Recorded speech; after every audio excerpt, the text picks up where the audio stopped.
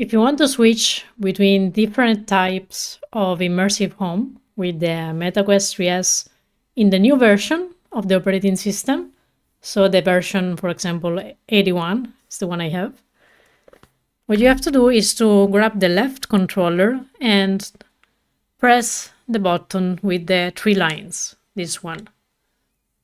At this point, you will have the menu with the Immersive Home, and you can select one. For example, I'm in midnight. I can switch to Horizon Central, or I can download Valley, Ocean, and Forest. If I click on Switch Scenery, I'm teleported into the other Immersive Home. So here I can press here to go to the apps and start playing my games. One game that I suggest to you for Halloween is Spooky Dreams.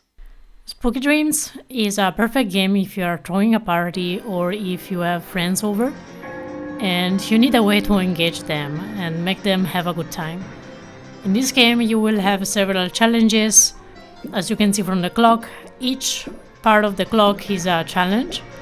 At first you will have an easy level in which you have to take gems, and in the second one you will have to avoid skulls and take gems. And the game gets difficult and more difficult.